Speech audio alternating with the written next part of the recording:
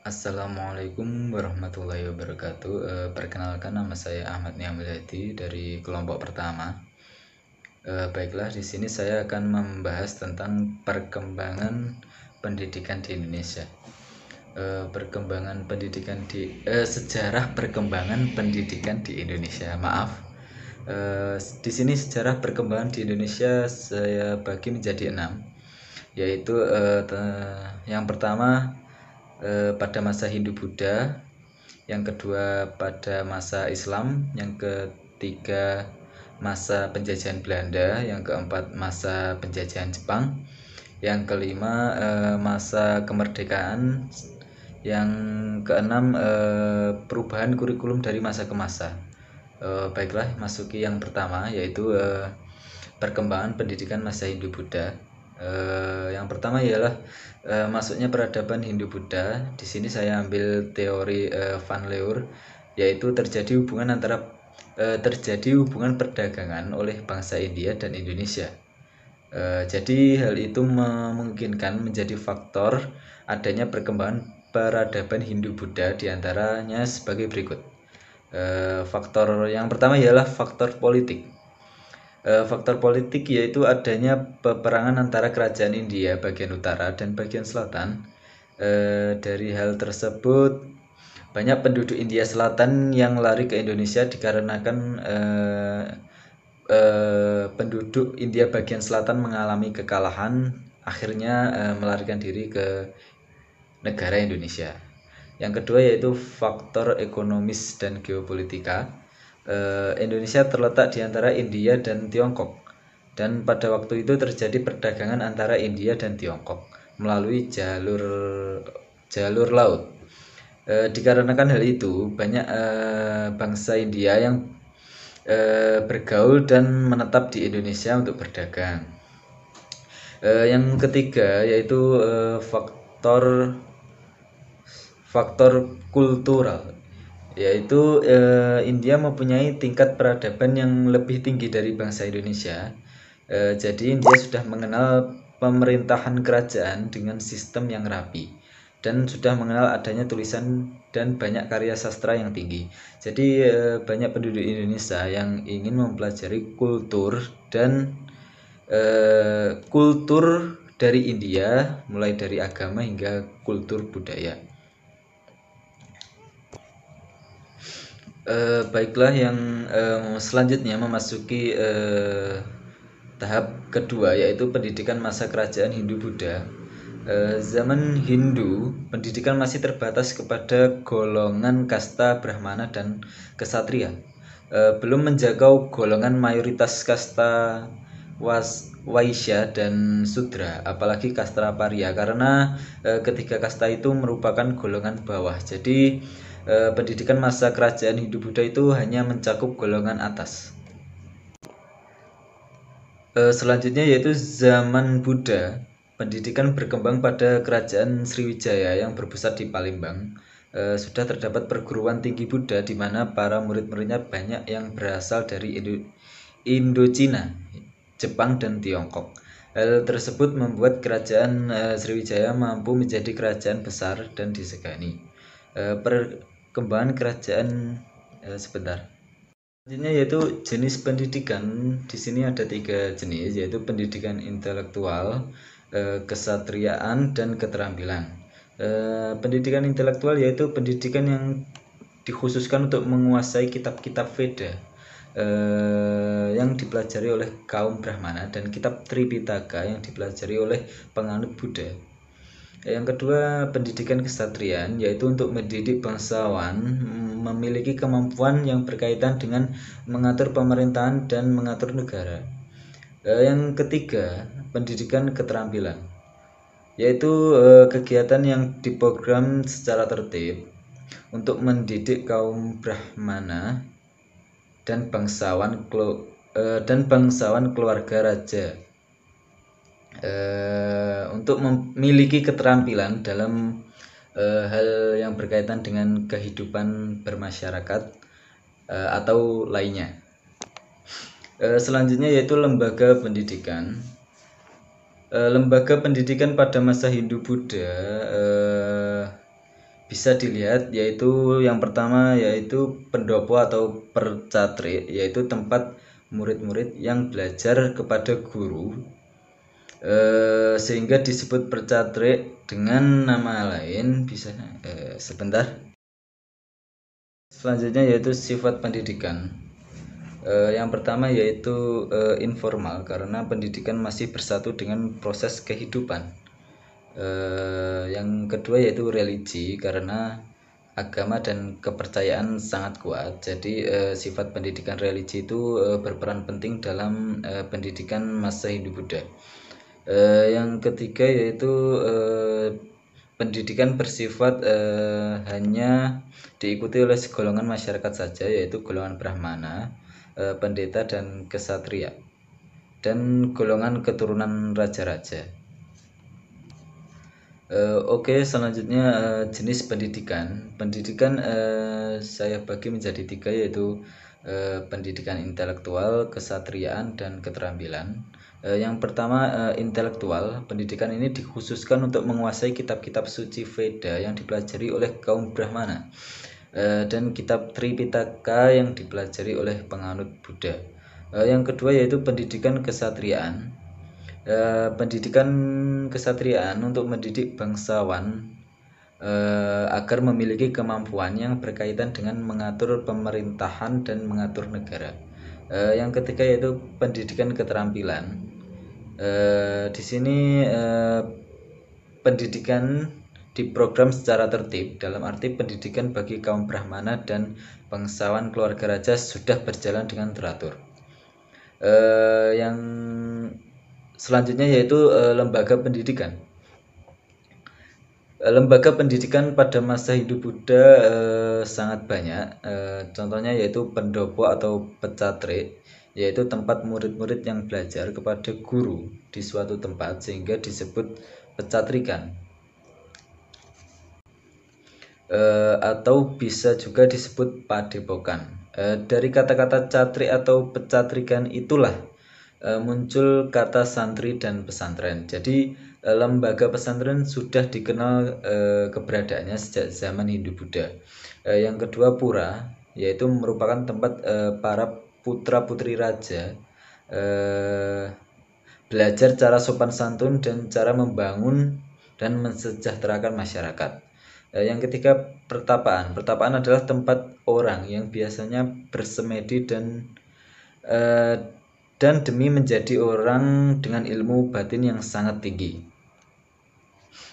Baiklah, selanjutnya perkembangan pendidikan pada masa kedatangan Islam. Yang pertama yaitu masuknya peradaban Islam. Di sini masuknya Islam ke dalam negara Indonesia memiliki banyak teori. Salah satunya yaitu teori Mekah, bahwa Islam sudah datang ke Indonesia pada abad pertama Hijriah, kurang lebih sekitar 7-8 Masehi, yaitu langsung dari Arab, dengan bukti jalur pelayaran yang ramai dan bersifat internasional sudah dimulai jauh sebelum abad ke-13 melalui Selat Malaka yang Perkembangan pendidikan pada masa kedatangan Islam. Yang pertama yaitu masuknya peradaban Islam.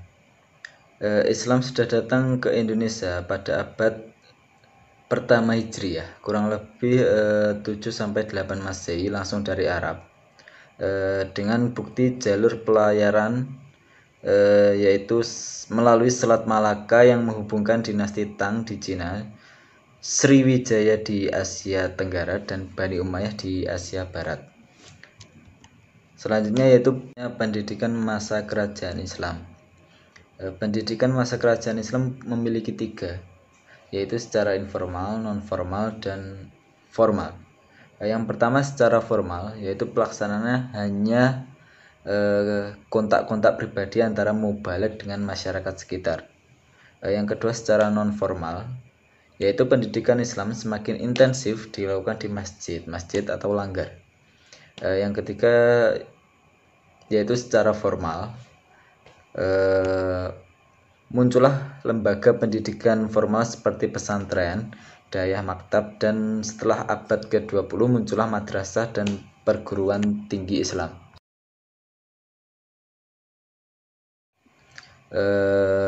Di sini dibagi menjadi 3, yaitu secara informal, non formal, dan formal. Yang pertama secara informal, pelaksanaannya hanya terjadi kontak-kontak pribadi antara mubalek dan masyarakat sekitar. Yang kedua non formal, pendidikan Islam semakin intensif dilaksanakan di masjid-masjid atau langgar. Yang ketiga secara formal, pendidikan Islam semakin intensif, yaitu dengan munculnya lembaga-lembaga pendidikan formal seperti pesantren, diniyah, maktab, dan setelah abad ke-20 muncullah madrasah dan perguruan tinggi Islam. Memiliki 4 tingkatan, yaitu tingkatan pengajian Al-Quran. Tingkatan pengajian Al-Quran yaitu mengajarkan orang cara membaca huruf hijaiyah, membaca Al-Quran, berjanji, dan rukun Islam. Yang kedua tingkatan pengajian kitab, yaitu orang yang telah membaca Al-Quran dengan lancar akan dilanjutkan dengan mengaji kitab yang biasanya membahas tata cara dan hukum dalam melakukan suatu ibadah. Yang ketiga tingkatan pesantren besar. Pada tingkatan ini orang-orang akan diajarkan dengan kitab-kitab besar dalam bahasa Arab, lalu diterjemahkan dalam bahasa daerah. Dan yang terakhir takhasus. Ilmu yang dipelajari pada tingkat ini yaitu lebih condong kepada pendalaman ilmu. Tingkat ini biasanya disebut dengan tingkat spesialis. Dengan agama Hindu-Buddha, Islam juga memiliki lembaga dalam menjalankan pendidikan, antara lain 1, masjid. Masjid adalah tempat ibadah bagi umat Islam. Selain digunakan ibadah, masjid biasanya digunakan untuk mengajarkan ajaran Islam. Yang kedua pesantren. Pesantren adalah tempat yang digunakan orang-orang untuk memperdalam ajaran Islam. Mungkin sekian dari saya, akan dilanjutkan oleh anggota saya yaitu Dian Agustini. Terima kasih. Melanjutkan penjelasan dari Mas Niam, yaitu perkembangan pendidikan di Indonesia pada masa penjajahan Belanda. Nah, Belanda mulai masuk ke Indonesia pada abad 16 Masehi, yang mana tujuan awalnya adalah untuk berdagang. Namun, lama-kelamaan tujuan awal yang semula untuk berdagang berubah menjadi untuk menguasai kekuasaan Indonesia. Pada masa penjajahan Belanda ini, membuat peraturan-peraturan mengenai pendidikan. Salah satunya yaitu pada tahun 1882, Belanda membentuk Peristeraden untuk mengawasi pengajaran agama di pesantren-pesantren. Selain itu, pada tahun 1905, Belanda membuat peraturan bahwa orang yang akan membeli pengajaran harus meminta izin. Dan pada tahun 1925, para kiai yang akan memberikan pengajaran cukup memberitahukan kepada pihak Belanda saja.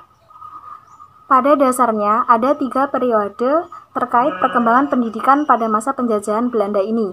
Yang pertama yaitu pada periode VOC, yang mana pada saat ini Belanda mengembangkan pendidikannya melalui penyebaran agama Kristen Protestan.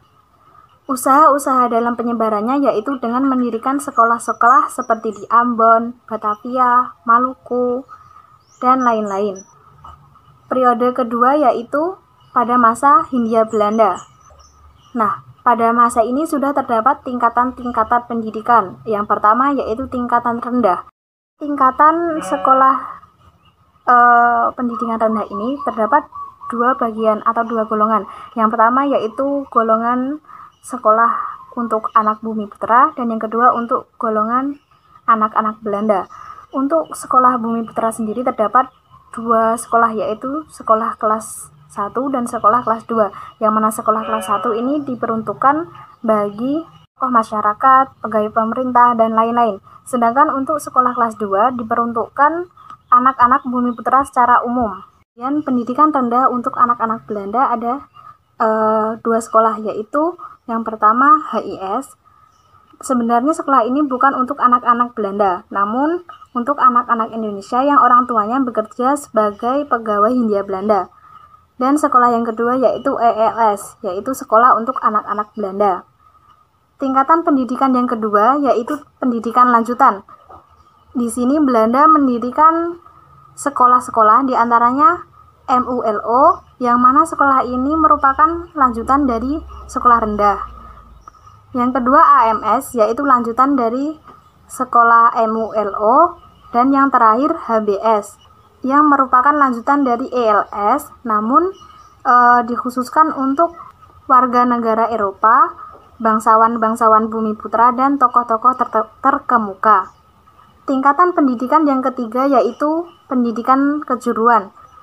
Di sini terdapat 5 sekolah yang didirikan. Yang pertama sekolah pertukangan dengan lama belajar 2 tahun. Yang kedua sekolah teknik dengan lama belajar 3 tahun. Yang ketiga sekolah perdagangan dengan lama belajar 3 tahun. Yang keempat sekolah pertanian, dan yang terakhir sekolah kewanitaan.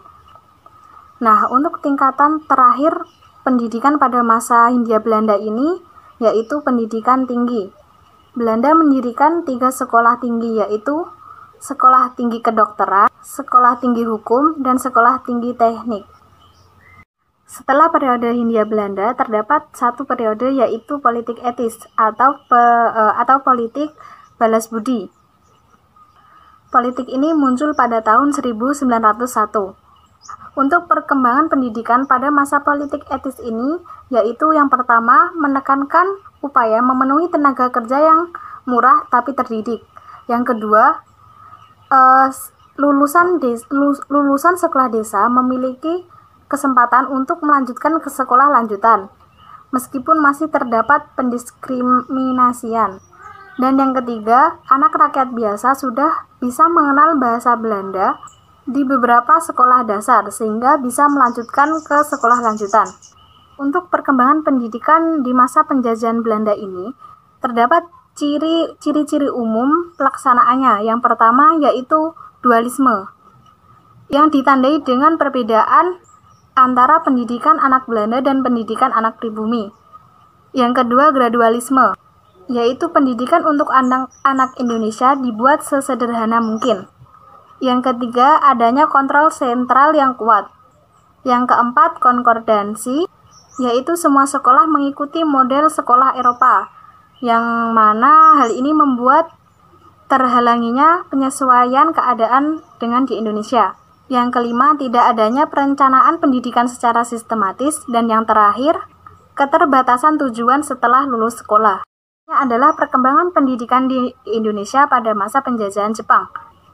Meskipun masa kekuasaan Jepang dapat dibilang cukup singkat, tetapi terdapat perubahan-perubahan dalam perkembangan pendidikan. Yang pertama, nama-nama sekolah yang semula berbahasa Belanda diubah menjadi dengan bahasa Indonesia atau bahasa Jepang. Yang kedua, bahasa Indonesia menjadi bahasa wajib dan bahasa pengantar setelah bahasa Jepang. Dan pendidikan pada masa ini, para pelajar mengikuti latihan kemiliteran, latihan fisik, dan indoktrinasi yang kuat. Dan tujuan pendidikan pada masa ini yaitu menyediakan tenaga kerja kasar secara cuma-cuma. Namun meskipun begitu, kesempatan belajar pada masa ini terbilang lebih terbuka untuk golongan masyarakat. Seperti pada masa Belanda, pada masa Jepang ini terdapat tingkatan-tingkatan pendidikan. Yang pertama, tingkatan rendah atau sekolah dasar. Nah, lama belajar pada tingkatan ini yaitu 6 tahun. Yang kedua, pendidikan lanjutan atau SMP. Yang ketiga, pendidikan lanjutan SMP, yang mana terdapat 3 sekolah yang didirikan. Yang pertama, sekolah menengah tinggi. Yang kedua, sekolah teknik menengah. Dan yang ketiga, sekolah pelayaran tinggi. Selain itu, terdapat pendidikan guru, yang mana pada tingkatan pendidikan ini terdapat 3 sekolah yang didirikan, yaitu sekolah guru 2 tahun setelah sekolah rakyat, sekolah guru 4 tahun setelah sekolah rakyat, dan sekolah guru 6 tahun setelah sekolah rakyat. Di sini saya akan melanjutkan penjelasan dari Dian Agusni. Di sini saya membahas perkembangan pendidikan pada masa kemerdekaan sampai sekarang. Setelah proklamasi, bangsa Indonesia melakukan banyak perubahan, bukan hanya pada sistem pemerintahan, namun juga dalam sistem pendidikan. Di sini Pancasila digunakan sebagai landasan utama yang diharapkan mampu menentukan tujuan pendidikan yang jelas. Pada awal kemerdekaan, pembelajaran di sekolah lebih ditekankan kepada semangat nasionalisme dan membela tanah air. Sejarah pendidikan Indonesia pada masa kemerdekaan dapat dilihat sesuai dengan pembagian kurun waktu yang ditandai dengan peristiwa penting dan tonggak sejarah sebagai pengingat. Di antaranya pada periode 1945 sampai 1950 dan sampai sekarang. Pada periode 1945 sampai 1950, adapun sistem pendidikan yang berlaku sejak tahun ini. Yang pertama, pendidikan tingkat rendah. Pendidikan yang terendah di Indonesia sejak awal kemerdekaan yang disebut dengan sekolah rakyat. Lama pendidikan semula 3 tahun menjadi 6 tahun. Yang kedua, pendidikan guru. Dalam periode ini dikenal 3 jenis pendidikan guru sebagai berikut: sekolah guru B, sekolah guru C, dan sekolah guru A. Yang ketiga, ada pendidikan umum. Ada 2 jenis pendidikan umum, yaitu sekolah menengah pertama dan sekolah menengah tinggi. Yang keempat, pendidikan kejuruan. Pendidikan kejuruan terfokus pada pendidikan ekonomi dan pendidikan kewanitaan. Yang kelima, pendidikan teknik. Menurut tim UNY, memaparkan sekolah teknik yang ada pada masa itu antara lain kursus kerajinan negeri, sekolah teknik pertama, sekolah teknik menengah, dan pendidikan guru untuk sekolah teknik tersebut. Yang keenam, pendidikan tinggi. Periode 1945 sampai 1950, kesempatan untuk meneruskan studi pendidikan tinggi semakin terbuka bagi warga negara. Lembaga pendidikan yang ada adalah Universitas Gadjah Mada dan beberapa sekolah tinggi yang ada di Jakarta.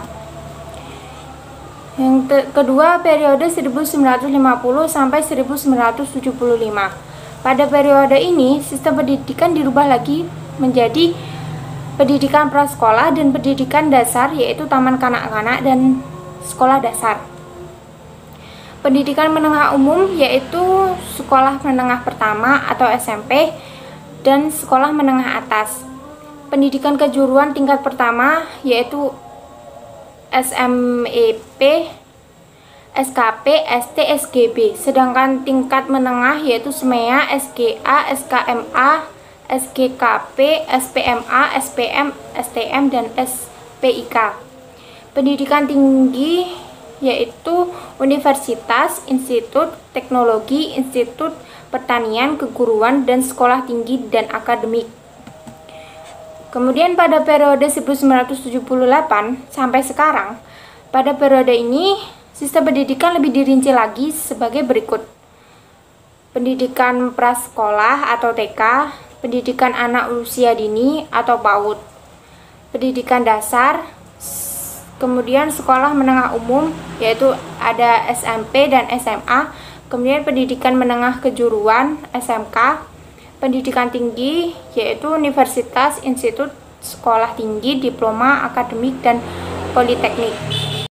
Kemudian perubahan kurikulum dari masa ke masa.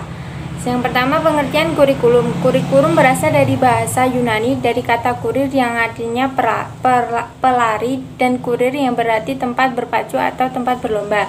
Kurikulum dapat diartikan secara luas merupakan sejumlah mata pelajaran yang harus diselesaikan oleh siswa serta rencana pembelajaran yang dibuat oleh guru dan sejumlah pembelajaran yang harus dilakukan oleh siswa. Sejarah perkembangan kurikulum di Indonesia. Periode sebelum kemerdekaan. Sejarah perkembangan kurikulum pada masa penjajahan yaitu sejak datangnya orang Eropa yaitu Belanda dan Jepang sampai kemerdekaan. Pada abad 16 dan 17 berdirilah lembaga pendidikan untuk bangsa Belanda dan pribumi. Pada masa penjajahan Jepang terjadi keruntuhan sistem pemerintahan kolonial Belanda. Pada masa ini muncullah sekolah rakyat yang disebut Kokumin Gakko selama 6 tahun namanya. Yang kedua, periode masa kemerdekaan sampai sekarang. Yang pertama ada kurikulum 1947 atau rencana pelajaran 1947. Ketika itu penyebutannya lebih populer menggunakan Leerplan atau rencana belajar. Kurikulum ini menekankan pada pembentukan karakter manusia di Indonesia yang merdeka dan berdaulat sejajar dengan bangsa lain. Susunan rencana pelajaran 1947 sangat sederhana, hanya memuat dua hal pokok, yaitu daftar mata pelajaran dan jam pengajarannya, serta garis-garis besar pengajarannya. Materi pelajaran dihubungkan dengan kegiatan sehari-hari. Selanjutnya ada kurikulum 1952 atau rencana pelajaran terurai 1952. Kurikulum ini sudah mengarah pada suatu sistem pendidikan nasional. Yang paling menonjol dan sekaligus ciri dari kurikulum ini bahwa setiap rencana pelajaran harus memperhatikan isi pelajaran yang dihubungkan dengan kehidupan sehari-hari dan nyata di masyarakat. Selanjutnya ada kurikulum 1964 atau rencana pendidikan 1964. Kali ini diberi nama rencana pendidikan dengan konsep pembelajaran aktif, kreatif, dan produktif. Konsep tersebut mewajibkan setiap sekolah membimbing agar anak mampu memikirkan sendiri pemecahan masalah terhadap berbagai masalah yang ada.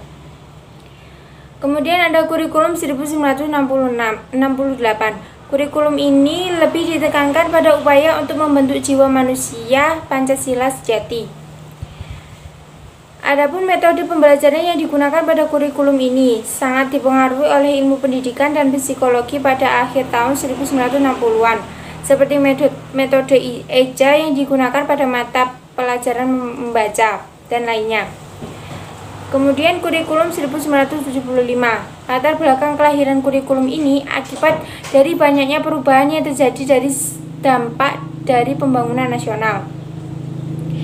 Metode dan materi tujuan pengajaran dirinci dalam prosedur pengembangan sistem instruksional atau PPSI yang dikenal dengan istilah satuan pelajaran, yaitu rencana pelajaran setiap satuan bahasa. Kurikulum ini banyak dikritik karena guru dibikin sibuk menulis rincian apa yang akan dicapai dari setiap kegiatan pelajaran. Kemudian kurikulum 1984 atau kurikulum CBSA.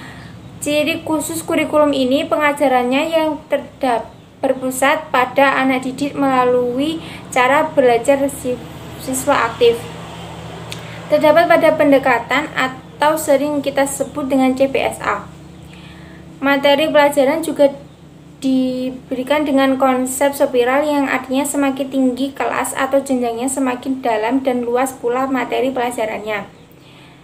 Selain itu, metode penyampaian materi tidak hanya sekedar ceramah, namun dengan metode praktik juga sudah mulai digunakan. Kemudian kurikulum 1994. Kurikulum ini dibuat sebagai penyempurnaan dan dilaksanakan sesuai dengan Undang-Undang Nomor 2 Tahun 1989 tentang Sistem Pendidikan Nasional. Hal ini berdampak pada sistem pembagian waktu belajar, yaitu mengubah dari sistem semester ke sistem catur wulan. Dengan sistem catur wulan yang pembagiannya dalam 1 tahun menjadi 3 tahap, diharapkan dapat memberi kesempatan bagi siswa untuk dapat menerima materi yang cukup banyak. Kemudian kurikulum 2004 atau KBK. Kurikulum ini lebih dikenal dengan kurikulum berbasis kompetensi. Kurikulum ini berorientasi pada hasil dan dampak yang diharapkan muncul pada diri peserta didik melalui serangkaian pengalaman belajar yang bermakna. Keberagaman yang dimanifestasikan sesuai dengan kebutuhannya. Tujuan yang ingin dicapai menekankan pada tercapaian kompetensi siswa baik secara individual maupun klasikal. Selanjutnya ada kurikulum 2006 atau KTSP atau kurikulum tingkat satuan pendidikan. Kurikulum ini adalah kurikulum operasional yang disusun dan dilaksanakan oleh masing-masing satuan pendidikan. KTSP disusun dan dikembangkan berdasarkan Undang-Undang Nomor 20 Tahun 2003 tentang Sistem Pendidikan Nasional Pasal 36 Ayat 1 dan 2. yakni tentang pengembangan kurikulum mengacu pada standar nasional pendidikan yang mewujudkan tujuan pendidikan nasional. Kurikulum pada semua jenjang dan jenis pendidikan dikembangkan dengan prinsip diverifikasi sesuai dengan satuan pendidikan, potensi daerah, dan peserta didik. Kemudian kurikulum 2013. Kurikulum ini adalah kurikulum terbaru yang mulai diterapkan pada tahun ajaran baru 2013 sampai 2014. Pengembangan kurikulum ini diharapkan mampu menghasilkan insan Indonesia yang produktif, kreatif, inovatif, afektif melalui penguatan sikap, keterampilan, dan pengetahuan yang terintegrasi. Adapun elemen yang berubah pada kurikulum 2013 ini pada standar kompetensi lulusan, standar proses, standar isi, dan standar penilaian. Kompetensi lulusan kurikulum ini adanya peningkatan dan keseimbangan antara soft skill dan hard skill yang meliputi aspek kompetensi, sikap, keterampilan, dan pengetahuan. Hanya itu yang dapat kami sampaikan, kurang lebihnya mohon maaf. Wassalamualaikum warahmatullahi wabarakatuh.